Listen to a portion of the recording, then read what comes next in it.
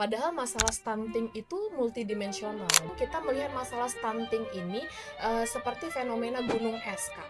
Jadi gunung es ini yang kita lihat di permukaan mungkin permasalahan stunting yang timbul akibat kurangnya asupan makan. Tapi di bawahnya itu masih banyak gumpalan dan bongkahan gunung es yang Aku tersembunyi. jadi tahu nih. berarti bukan Nah, cuma masalah isi piringnya tuh apa aja, tapi juga lingkungan sekitar di mana piring itu berada.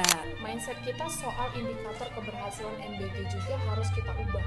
Nah ini kan maksudnya program pemerintah kita di periode ini sangat seiring sejalan. Ada nggak ya perubahan status gizi? Pertanyaannya tajam banget. Jadi kalau kita berbicara murni dari kacamata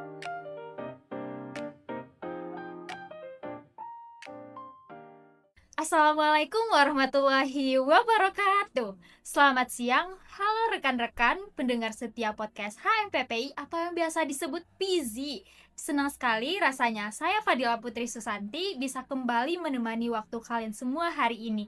Dan tentunya saya nggak sendirian nih hari ini.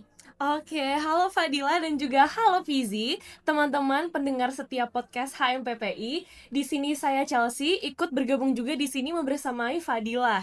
Gimana nih hari ini kabarnya Fadila? Sehat kan? Alhamdulillah sehat. Tapi jujur nih Chelsea, akhir-akhir ini saya lagi sering banget nih lapar mata kalau buka media sosial. Karena apa? Karena isinya tuh literally cuma soal makanan gitu. Tapi Kafe mungkin? bukan. Aduh, bukan. Apa Bukan tuh? tentang review kafe, melainkan tentang program yang lagi marak dibahas nih saat ini. Tahu? Oke.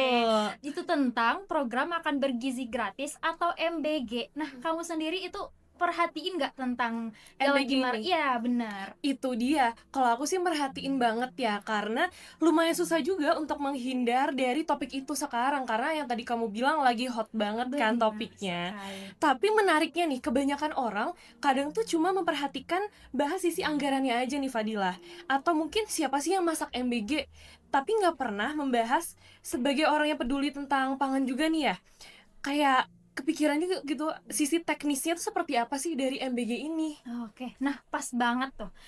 Saat ini tuh aku mau ngajak ngobrol masalah tentang si MBG ini, tapi nggak cuman kita kupas dari kulitnya saja. Jadi kita bakal bedah si MBG hari ini dari kacamata ilmu gizi dan juga pangan. Karena urusan kasih makan jutaan orang ini nggak cuman semudah Masak, bungkus, antar. Bener banget. Karena ada juga soal kecukupan mikro atau mungkin makronutrien sampai gimana sih caranya makanan itu nggak basi untuk sampai di tangan penerimanya. Jadi kita bakal lihat sisi sains di balik piring-piring gratis ini dengan caranya tetap santai tapi juga asik teman-teman PZ. Tapi bicara soal teknis gizi dan juga pangan nih Chelsea, rasanya kurang afdol kalau dibahas sama kita berdua doang nih. Karena Bener. kita masih kurang ahli dalam hal ini. Jadi kita butuh perspektif dari ahlinya supaya obrolan kita hari ini itu lebih berdaging. Daging ya. Berdaging. Setuju banget, karena jujur aja kalau misalkan aku nih disuruh mikirin standar mikronutrien buat ribuan porsi sekaligus, pusing sendiri jadinya. Benar. Tapi untungnya hari ini teman-teman PZ, kita kedatangan tamu spesial yang akan membantu kita untuk lebih tahu mengenai masalah per-MBG-an ini. Benar sekali. Sudah hadir saat ini di studio bersama saya dan juga Chelsea, yaitu Kak Lesda Libaus MGZ, yang mana beliau adalah lulusan S2 dari Gizi IPB dan juga seorang nutrisionis yang tergabung di komunitas Sahabat Gizi Indonesia serta Dewan Pengurus Pusat Himpunan Alumni IPB khususnya di Departemen Gizi. Oke, halo, selamat siang Kak Lesda. Selamat siang. Oke, gimana Kak Putri. kabarnya hari ini? Iya, Kak Putri, Kak Chelsea, terima kasih sudah mengundang saya mewakili Sahabat Gizi Indonesia. Dan terima kasih untuk teman-teman PZ semua dimanapun kalian berada. Salam sehat, semoga keadaannya baik selalu. Dan dapat salam nih dari komunitas Sahabat Gizi Indonesia. Oke, Semoga salam baik-baik balik saja ya. Nanti kapan-kapan waktu kita bisa melakukan tugas dan juga bekerja sama lagi. Boleh banget Oke. ya Chelsea. Tawarannya menarik ya. Menarik sekali. Baik Bapak Ibu dan juga teman-teman PZ, pada episode kali ini kita akan membahas salah satu program nasional yang tengah menjadi sorotan publik, yaitu program makan bergizi gratis atau MBG. Program ini dirancang untuk menjangkau jutaan penerima manfaat dengan anggaran dana yang sangat besar dan diklaim sebagai solusi untuk mengatasi masalah gizi stunting yang ada di Indonesia. Namun di balik optimisme tersebut muncul nih banyak sekali pertanyaan strategis. Contohnya, apakah sebenarnya sistem pangan kita ini sudah siap atau belum? Bagaimana tata kelola anggarannya? Atau mungkin apakah program ini benar-benar menyentuh ke akar masalah persoalan gizi itu sendiri? Untuk itu, kita akan membahas secara tuntas permasalahan tersebut pada podcast kali ini bersama dengan Kalesda. Oke, mungkin sebelum kita membahas tentang masalah MBG ini sendiri, Kak, mungkin aku mau minta sedikit sudut pandang dari Kalesda sendiri sebagai seorang ahli gizi. Itu bagaimana, Kak, sudut pandang dari Kakak terkait program MBG ini sendiri? Oke, kalau kita membahas tentang MBG, kami sebagai ahli gizi dan tentunya tenaga medis, tenaga kesehatan, bahkan masyarakat Indonesia itu sangat mengapresiasi dan berterima kasih kepada pemerintah kita karena ketika program ini dijalankan, kami memandang bahwa program ini adalah fokus dari pemerintah. Pemerintah itu sudah benar-benar berfokus pada kualitas sumber daya manusia jangka panjang. Jadi fokusnya dalam program ini adalah bagaimana kita mendistribusikan makan yang baik dan bergizi sehingga outputnya menghasilkan sumber daya manusia, anak-anak yang sekarang ini menjadi kualitas yang lebih baik. Karena kita menuju generasi emas 2045 ya. Nah, jadi karena kami merasa program ini sudah baik, kami berterima kasih, kita masyarakat Indonesia sangat senang. Tapi apakah program MBG ini sudah 100% berhasil dan sempurna? Sepertinya akan kita ulas ya nanti ya. Jadi kita harus tahu juga nih bahwa program ini yang sudah jalan masih perlu beberapa evaluasi dan masukan begitu. Oke, terima kasih. Namun sebelum kita membahas lebih lanjut terkait MBG ini sendiri, menurut Kalesda nih, apakah masalah gizi dan juga stunting yang mana permasalahan ini cukup krusial di Indonesia, itu tuh lebih disebabkan oleh permasalahan seperti kurangnya asupan makanan atau juga dipengaruhi oleh faktor lain nih, Kak, seperti ada pola makan, sanitasi, dan juga edukasi itu sendiri? Oke, ini menarik nih pertanyaannya. Apakah asupan makan berkontribusi untuk timbulnya stunting gitu ya, menyebabkan masalah stunting? Karena kita masih terjebak dengan statement ini. Padahal masalah stunting itu multidimensional. Jadi tidak hanya disebabkan oleh kurangnya asupan makan. Memang asupan makan mempengaruhi, tapi apakah menjadi salah satu faktor, satu-satunya faktor kan belum tentu begitu ya. Karena kalau di dunia gizi dan kesehatan, kita melihat masalah stunting ini seperti fenomena gunung es, Kak. Jadi gunung es ini yang kita lihat di permukaan mungkin permasalahan stunting yang timbul akibat kurangnya asupan makan. Tapi di bawahnya itu masih banyak gumpalan dan bongkahan gunung es yang tersembunyi nih. Nah, karena tadi masalah multidimensional, stunting ini juga disebabkan oleh beberapa faktor. Contoh yang paling krusial itu seperti ekonomi. Terus kemudian pengetahuan tentang gizi, pengetahuan ibunya seperti apa, kemudian akses terhadap pangannya seperti apa, apakah keluarga ini sudah bisa mengakses pangan yang baik, yang berkualitas, kemudian secara kuantitasnya sudah mencukupi. Ini juga menjadi faktor pendukung begitu ya. Nah, kalau kami di komunitas ini sering melihat bahwa stunting ini tidak muluk-muluk tentang asupan makan, kurang ya asupan makannya, oh jadi dia stunting. Nah, faktanya yang kami temukan mungkin tenaga kesehatan, tenaga gizi, tenaga medis juga menemukan hal yang sama, seperti anak-anak yang di wilayah sanitasi dan hygiene itu buruk begitu. Anak-anak ini akan rentan mengalami yang namanya penyakit infeksi, kita sebut saja seperti diare. Nah, ternyata anak-anak yang mengalami diare, penyakit infeksi secara berulang ini bisa berkontribusi dan bisa mengakibatkan stunting, apalagi kalau dia terjadinya di masa pertumbuhan begitu.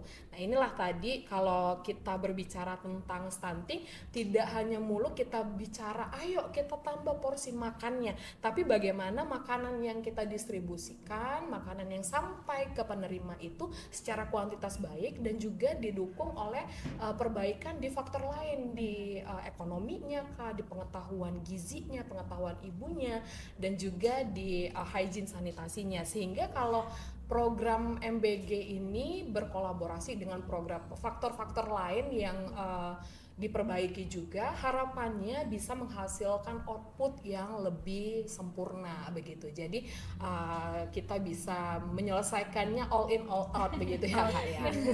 Menarik banget sih Menarik, penjelasannya, iya. karena sebagai mahasiswa teknologi pangan, aku jadi tahu berarti bukan cuma masalah isi piringnya itu apa aja, Betul. tapi juga lingkungan sekitar di mana piring itu berada. Yes. Nah, menyambung soal ekosistem tadi nih Kak, MBG ini kan sebuah program masif intervensi pangan instan ya bisa disebutnya. Kalau kita lihat dari sisi regulasi keamanan pangan kita saat ini, menurut Kakak apakah payung hukum yang ada sekarang itu sudah cukup kuat sebenarnya untuk menyokong program sebesar MBG? Atau mungkin sebenarnya masih ada loh pasal-pasal dan juga celah hukum yang perlu diperbaiki supaya tidak terjadi resiko malpraktik atau bahkan malah menjadi malnutrisi baru gitu. Oke, kalau kita melihat dari kacamata regulasi keamanan pangan di Indonesia, Indonesia ini sebenarnya sudah memiliki fondasi yang cukup baik. Kita tahu, kita punya Badan Pengawas Obat dan Makanan ya, BPOM. Nah, BPOM punya regulasi sendiri, kemudian ada standar sanitasi makanan dan regulasi pangan anak sekolah. Di BPOM ini sendiri, kalau saya sebagai ahli gizi di anak sekolah itu sendiri, kami mengacu pada regulasi BPOM, misalnya piagam bintang, bagaimana jajanan anak sekolah ini bisa terstandar nih. Jadi anak sekolah menerima makanan sudah memenuhi kuantitas, memenuhi secara kualitas, aman untuk dikonsumsi, halal untuk dikonsumsi. Nah, kalau kita melihat dari regulasi-regulasi yang ada, sudah sangat baik, sudah sangat banyak, dan sudah sangat kuat fondasinya. Namun ketika kita berbicara tentang MBG, skalanya sangat masif. Seperti ini, kalau saya melihat itu program ini didistribusikan dalam satu hari bisa ribuan porsi, satu dapur langsung berapa sekolah, berapa ribu anak begitu ya. Nah, ini sangat menuntut penguatan regulasi terutama di level teknisnya. Level teknisnya itu misalnya operasionalnya seperti apa, instructionnya seperti apa, kemudian standar untuk pengolahan makanan seperti apa. Nah, itu harus diperkuat dulu. Misalnya kita perlu nih kejelasan standar menu. Nah, standar menunya jangan sampai kita hanya terjebak di pemenuhan kalori. Misalnya menu ini, menu A, pemenuhan kalorinya sekian, tapi apakah kualitasnya oke? Dari pembagiannya mungkin Kak Putri ya, anak gizi tahu ya bagaimana kita bisa membagi nih protein nabati hewaninya berapa persen, memenuhi sekian persen Kak, begitu. Jadi kalau sekedar untuk kuantitas tanpa abai pemenuhan gizi-gizi esensial, misalnya protein hewani, protein nabatinya juga harus balance, bagaimana vitamin dan mineralnya, ini akan menimbulkan beberapa celah. Jadi celah hukumnya juga harus diantisipasi nih sebelum terjadi begitu ya. Jadi kita harus punya wewenang dulu, wewenang antar lembaga, siapa yang mengawasi dapurnya, dapur umum ini siapa yang melakukan audit independennya begitu, dan bagaimana SOP mitigasi resikonya. Nah, kalau misalnya mitigasi resiko ini tadi, kita punya SOP pelaksanaan, kita punya SOP mitigasi resiko, kita punya SOP bagaimana kita mengaudit secara internal dapur kita sendiri. Jadi kita ketika sudah kuat di regulasi internalnya kita, harapannya untuk keracunan makanan itu secara massal juga tidak terjadi lagi. Jadi itulah, ini perlu juga clear sejak awal begitu. Tapi di sisi lain kita juga patut mengapresiasi pemerintah kita, ada regulasi baru, ya tahu ya, Nutri Level ya namanya ya. Kita mengadaptasi Nutri Level seperti Singapura yang udah jauh lebih dulu mengadaptasi itu. Sekarang kita lebih tahu nih, akhirnya masyarakat kita bisa memahami bagaimana makanan atau minuman yang saya konsumsi sedang berada di grade berapa, sedang berada di level berapa. Jadi ini menimbulkan awareness nih bagi masyarakat kita. Nah, awareness masyarakat kita bisa mengontrol asupan gula. Oke, asupan gulanya udah dulu nih ada Nutri-Level, asupan gula, garam, lemak nanti kita bisa meningkat ya, begitu. Jadi regulasi makro seperti MBG dan regulasi mikronya seperti Nutri-Level itu tadi bagaimana bisa diterapkan oleh kafe-kafe yang ada, bahkan di Bogor aja udah berapa ribu kafe ya. Nah, ini bagaimana nanti bisa kita sasar sampai ke level itu. Jadi level ini harus seiring sejalan, tidak bisa regulasi MBG sendiri dan regulasi misalnya untuk level sendiri, kalau bisa dikolaborasikan begitu. Akhirnya program yang sudah jalan ini tetap jalan dan MBG program yang baru ini ibaratnya anak bungsu ini juga bisa berjalan juga mengikuti regulasi yang sudah ada begitu. Jadi bisa di-combine begitu. Oke, bener banget ya Kak, untuk aspek pengawasan ini tuh sebenarnya sangat krusial banget, apalagi kalau kita bicara soal geografis Indonesia sendiri itu sangat Betul. luas dari Sabang sampai Merauke, itu benar-benar Yes. perlu pengawasannya sangat ketat ya Kak ya. Iya, betul. Tapi ternyata untuk di lapangan itu sendiri itu sudah diatur sedemikian rupa untuk segala regulasinya agar program MBG ini bisa berjalan dengan lancar. Nah, membahas tentang masalah geografis Indonesia yang sangat luas ini Kak. Nah, gimana cara kita memastikan makanan yang dibagikan itu tetap aman untuk sampai kepada yang target utamanya itu anak-anak sekolah, terutama yang berada di daerah 3T nih Kak, yang tertinggal dan juga terluar, terdepan, iya benar, yang fasilitas sarana dan prasarananya itu pasti lebih terbelakang seperti itu Kak. Oke, ini pertanyaan agak tricky. Kalau misalnya kita memikirkan bagaimana penyediaan makanan untuk wilayah 3T, wilayah terluar yang memang memiliki fasilitas sangat terbatas, ini menjadi ujian logistik tersendiri yang selama ini pun masih kita gencatkan, masih menjadi tantangan untuk kita. Tapi bagaimana program ini kita bisa pastikan untuk tetap tepat sasaran, mindset kita soal indikator keberhasilan MBG juga harus kita ubah nih. Jadi mindsetnya kalau misalnya MBG ini berhasil terdistribusi sekian porsi, kita harus ubah. Apakah MBG ini keberhasilannya kita bisa perluas lagi outputnya, bukan bagaimana makan dan berapa makanan ini sampai ke tangan anak. Kalau bicara soal ini baru langkah awal aja begitu. Tapi yang harus jadi fokus utama kita bagaimana outcome-nya. Outcome tadi misalnya ada nggak ya perubahan status gizi dari program makan bergizi gratis anak-anak yang sudah diberikan ini, ada nggak ya perubahan kualitas hidup anaknya. Misalnya kita sebagai orang gizi nih, kita sering berpatok pada parameter yang sangat terukur. Misalnya kita punya data baseline ya, baseline, before dan after. Kita bisa melihat dulu, kita cek dulu. Sekarang sudah ada program cek kesehatan gratis. Nah ini kan maksudnya program pemerintah kita di periode ini sangat seiring sejalan. Bagaimana kita bisa mengolah datanya bisa jadi sinkron begitu. Misalnya nih, kita punya data baseline-nya. Before kita ukur dulu nih anak-anak di sekolah A, nanti status gizinya segini nih. Ketika ada MBG, nanti kita cek lagi secara berkala, misalnya 6 bulan, ada nggak ya perubahan status gizinya.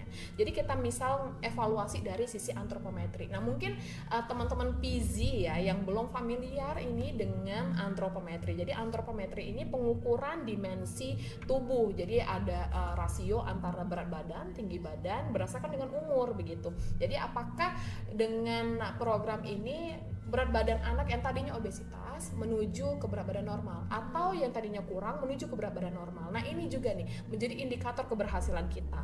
Jadi anak-anak yang sudah kita berikan makan bergizi gratis ini, namanya juga makan bergizi ya, otomatis kandungan gizinya juga harus memenuhi begitu. Apakah sudah bebas nih dari faktor misalnya ciri-ciri stunting atau wasting begitu. Nah untuk keberhasilan yang lainnya bisa kita perluas lagi, misalnya anak remaja putri yang saat ini berada di usia sekolah, SMP dan SMA, ada nggak ya penurunan prevalensi anemia begitu di kalangan anak usia sekolah? Ada nggak peningkatan asupan protein yang berkualitas, khususnya protein hewani begitu? Balance nggak protein hewani dan nabatinya? Serta ada nggak ya perubahan perilaku makan? Nah ini indikator yang menurut kami sebagai ahli gizi ini sangat mudah untuk kita bisa kita lihat, bisa kita evaluasi terlebih dahulu. Dan tentu capaian status gizi itu akan gugur jika keamanan pangannya tidak terjamin. Jadi niatnya kita mau makan bergizi bersama dan gratis begitu, takutnya karena tadi ada regulasi keamanan pangannya belum kuat, lewat malah timbul keracunan secara massal begitu loh. Nah, kalau misalnya prinsip dasar kita mau sehebat apapun, mau sebesar apapun, mau sebanyak apapun yang didistribusikan, masih itu tahap awalnya. Tapi kita punya prinsip makanan yang kita berikan itu harus terjamin halal, aman, dan juga tentu memberikan input dan outcome yang baik begitu. Oke, baik lagi yang tadi kata kamu ya Fadila, emang pembahasannya berdaging, gak salah kita ngundang Kak Les dari sini ya. Sangat berdaging. Iya, karena cukup kompleks gitu Iya. Fadila. Oke, selain itu nih Kak, aku penasaran sebenarnya. Secara teori gizi, kita semua kan tahu ya kalau misalkan golden period atau untuk mencegah stunting itu tuh untuk efektif pada 1000 hari pertama kehidupan atau HPK, yaitu dari kandungan sampai usia 2 tahun Yes. begitu. Tapi sasaran utama MBG saat ini kan mayoritas anak usia sekolah ya. Iya. Dan bagaimana nih kakak melihat sinkronisasi antara target penurunan stunting nasional dengan pemilihan sasaran anak sekolah saat ini? Apakah program ini tuh sebenarnya efektif sebagai pencegahan stunting kah? Atau sebenarnya lebih tepat kita sebut sebagai dukungan gizi untuk menunjang aktivitas dan juga fokus belajar siswa yang ada di sekolah gitu? Oke, nah ini highlight dari pertanyaan ini. Pertanyaannya tajam banget. Jadi kalau kita berbicara murni dari kacamata ilmu gizi dan kesehatan, golden period itu memang masa pencegahan, masa emas untuk pencegahan stunting mutlak ada di 1000 hari pertama kehidupan tadi. Sejak ibu hamil tadi Kak Chelsea sudah sampaikan, dari ibu hamil sampai dengan balita usia 2 tahun. Nah, kalau goal utamanya adalah membangkas angka stunting secara langsung, prioritasnya memang tadi tetap ibu hamil, ibu menyusui, dan balita. Nah, fokus MBG sekarang sudah 3B nih, ada balita, busui, dan bumil. Dan jadi kita udah tahu nih, oh MBG sudah fokus ke golden period. Tapi di mana posisi makan bergizi gratis di anak usia sekolah? Apakah ini bisa membantu untuk menyelesaikan permasalahan stunting? Ini kan pertanyaan intinya gitu ya. Nah, menurut kami ahli gizi, dan kami juga sudah diskusi di komunitas sahabat gizi Indonesia, menurut kami MBG ini pas diposisikan sebagai intervensi kualitas sumber daya manusia jangka panjang. Jadi masih panjang, masih jauh banget begitu loh. Ini dukungan gizi utama biar bagaimana anak-anak kita itu fokus belajarnya bisa meningkat, pola makannya jadi lebih baik, edukasi gizinya juga lebih paham, bagaimana mencegah masalah gizi di usia anak sekolah begitu. Nah, program MBG ini sebagai pintu gerbang utama kalau kami memandangnya begitu ya. Jadi dampaknya terhadap stunting itu masih sangat panjang begitu. Dan program MBG ini tidak langsung memberantas stunting saat ini juga begitu. Misalnya program MBG ini akan memberantas stunting di masa depan. Anak usia sekolah, khususnya remaja putri yang mungkin saat ini mengalami anemia, kita berikan makan bergizi gratis, makan yang sangat bergizi, protein hewaninya, kemudian ada tablet tambah darah juga itu nanti. Nah, anak usia sekolah nanti akan masuk wanita usia subur, kemudian akan menjadi calon ibu. Kalau anemianya dengan program MBG sudah teratasi, ini akan menghasilkan calon-calon ibu yang sehat begitu. Nah, inilah jangka panjangnya begitu ya, bagaimana MBG bisa mengentas stunting di Indonesia ini. Nah, sekarang PR-nya itu adalah sinkronisasi data. Nah, kalau kita anak gizi dan kesehatan, kita tahu nih bahwa untuk intervensi itu dari 1000 HPK harus dipahami sampai ke usia sekolah. Jadi tidak berhenti di 1000 HPK aja. Jadi sampai ke usia sekolah. Nah, tadi kan MBG kita udah dapat 2 poin nih. MBG sudah fokus 3B, balita, busui, dan bumil. Kemudian ada usia sekolah. Nah, sasaran ini udah pas banget. Jadi kita sudah harus tahu juga bahwa sebelum MBG sudah ada program PMBA, pemberian makan bayi dan anak. Ini sudah jalan nih, ada tenaga gizi di puskesmas. Nah, perlunya sinkronisasi tadi, bagaimana treatment gizi itu nggak samar-samar begitu loh. Jadi ibu hamilnya mungkin tadi punya masalah komplikasi kehamilan atau kurang energi kronis, misalnya balitanya wasting tadi, balita stunting, balita itu bisa sama-sama sehat begitu loh, tumbuh bersama. Nah, satu lagi yang penting mungkin kami dari komunitas gizi, dari program makan bergizi gratis ini, kita highlight lagi penggunaan susu formula. Kalau di PMBA itu untuk pemberian makan bagi bayi dan anak itu kita tidak mempromosikan susu formula. Bagaimana kita menggunakan ASI eksklusif, susunya pun kalau bisa susu murni, susu yang sehat begitu ya. Maksudnya bukan susu formula yang sudah dikotakan begitu. Nah, kalau bisa memberi saran, seringkali kita lupa prioritas integrasi dan evaluasinya terukur gimana. Kita lupa bagaimana sinkronisasinya. Jadi program yang sudah ada dari tenaga gizi, tenaga kesehatan di puskesmas, program PMBA sudah jalan, dan ada MBG lagi, harusnya kalau kita lihat ini akan semakin sempurna. Jadi MBG itu sebagai salah satu program penyempurna program yang sudah ada begitu. Jadi harapannya ketika data ini dan sinkronisasi program ini sudah berjalan, kita bisa menghasilkan satu output program yang lebih sempurna dan juga jangka panjangnya itu bisa lebih terjamin. Oke, betul banget ya Kak. Seharusnya dengan fokus MBG yang tadi bertambah jadi 3B, seharusnya itu pemenuhan gizi itu lebih baik dan lebih sempurna ya Kak untuk kedepannya. Harusnya. Oke. Nah Kak, sebagai penutup obrolan kita yang berdaging banget hari ini nih Kak, aku boleh minta sedikit saran nggak Kak untuk program MBG ini supaya bisa berjalan lebih efektif dan juga lebih efisien ke depannya, dan yang paling penting kan sustainable atau keberlanjutan dari program MBG ini sendiri. Apa sih Kak hal yang poin paling utama dari Kakak sendiri yang perlu diprioritaskan oleh pemerintah untuk program MBG ini sendiri? Oke, nah ini sebagai penutup nih, mungkin saya menyuarakan, mewakili suara dari komunitas sahabat gizi Indonesia. Kami ingin mengingatkan kembali bahwa urusan gizi anak dan pencegahan stunting ini bukan cuma sekedar isi piringnya, bukan cuma sekedar makanannya sudah sampai atau belum, tapi bukan cuma sekedar tugas pemerintah dan tenaga kesehatan juga, ini tugas kita bersama gitu loh. Jadi intervensi di masa depan kita ada kolaborasi antara masyarakat, antara tenaga kesehatan dan pemerintah, dan tadi beberapa evaluasi, misalnya kualitasnya, sinkronisasinya begitu ya.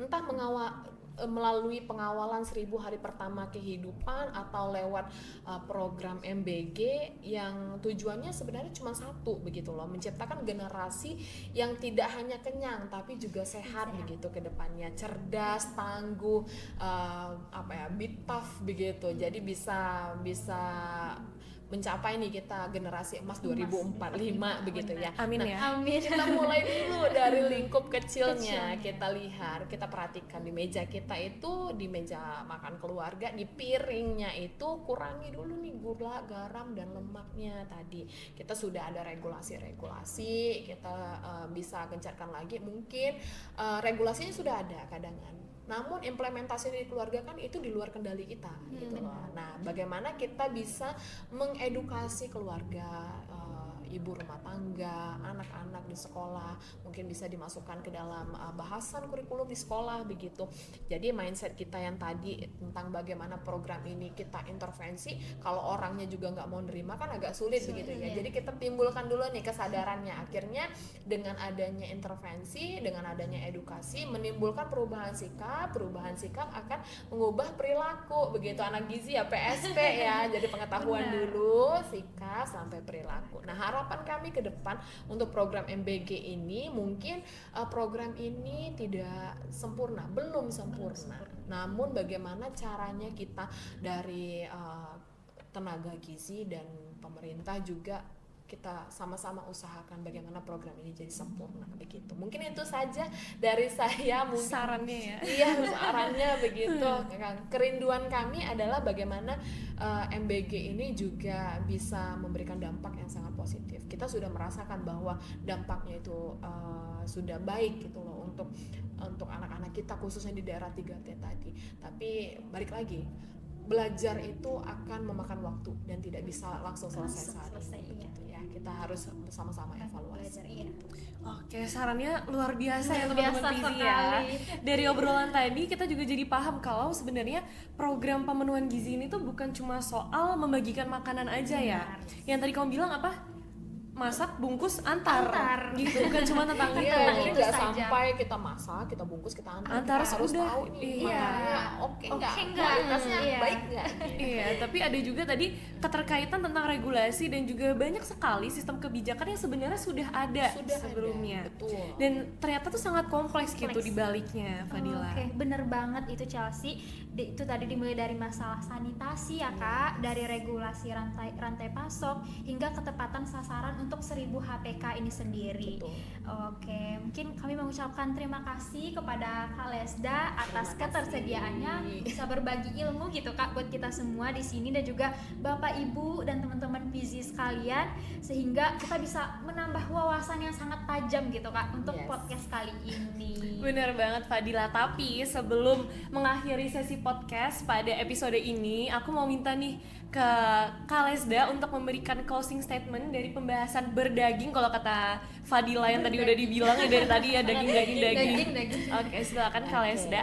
Mungkin closing statementnya dari kami, dari ahli gizi, dari tenaga kesehatan, dari sahabat gizi Indonesia, kami berharapnya tadi program MBG ini juga lebih fokus begitu ya untuk kualitasnya, tidak hanya kuantitas begitu. Kita edukasi, kita berdayakan UMKM lokal, kita berdayakan petani lokal. Kalau di sekolah kita berdayakan kantin-kantin begitu. Kalau regulasi kita sinkronisasi tadi, regulasi dari BPOM itu ada piagam bintang untuk kantin sekolah, untuk sekolah begitu. Dan di wilayah DKI Jakarta itu ada namanya sertifikasi kantin sehat. Nah, bagaimana kita memberdayakan kantin kita menghasilkan makanan dan membuat makanan sehingga anak-anak di sekolah ini juga menerima makanan yang baik dan bergizi begitu. Kemudian untuk tadi regulasinya sudah ada, jangan sampai regulasi ini tumpang tindih.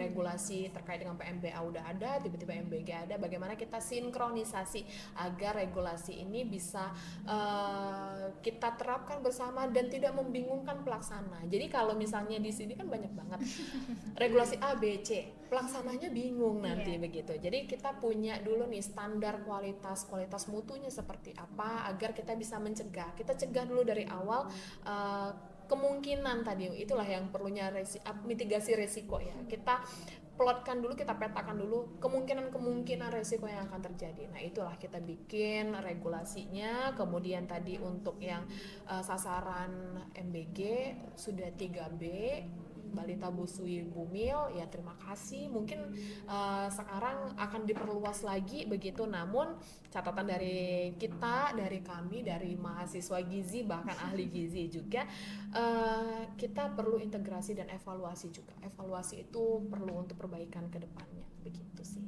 Oke, jadi mungkin dari diskusi hari ini aku mau mengingatkan juga kepada teman-teman semua, kepada pendengar setia podcast HMPPI, bahwa untuk program makan bergizi gratis itu sendiri bukan hanya tentang membagikan makanan yang tadi buat bungkus antar ya Chelsea ya. Iya, benar.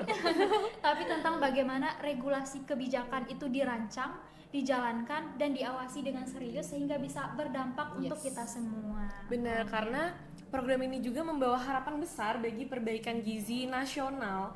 Namun keberhasilannya bergantung lagi kepada tata kelola yang transparan, kesiapan sistem pangan kita itu juga, serta keberpihakan pada produksi. Dan tadi disinggung juga sama Kak Lesda kalau misalkan bisa juga loh kita memberdayakan kantin yang ada di sekolah tersebut, atau mungkin bahkan sampai ke petani lokal juga gitu. Iya, benar banget.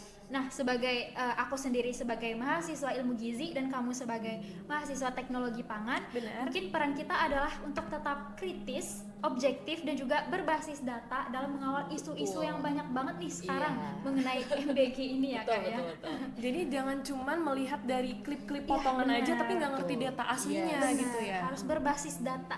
Jangan Iya. FOMO ya teman-teman gizi ya. FOMO, Jangan karena beberapa video itu sering dipotong di cut. Oh, regulasi MBG gini. Sebenarnya MBG itu sudah, kalau saya lihat regulasinya itu sudah oke. Mungkin perlu ya tadi plus minus itu sangat perlu, dan itulah kenapa kita ada kakak-kakak calon ahli gizi dan calon lulusan teknologi pangan di sini biar lebih kritis begitu ke depan. Benar Gitu. sekali. Oke, sebelumnya saya mengucapkan terima kasih kepada teman-teman PIZI, Bapak dan juga Ibu yang telah menyaksikan podcast dari Divisi Kajian Strategis dan juga Advokasi dari HMPP itu sendiri. Sampai jumpa di diskusi pangan berikutnya. Dan sekian dari kami. Terima kasih juga kepada Kalesda Terima Libaus. kasih. Oke, kami cukup akhiri sampai sini. Wassalamualaikum warahmatullahi wabarakatuh. Dadah. Dadah.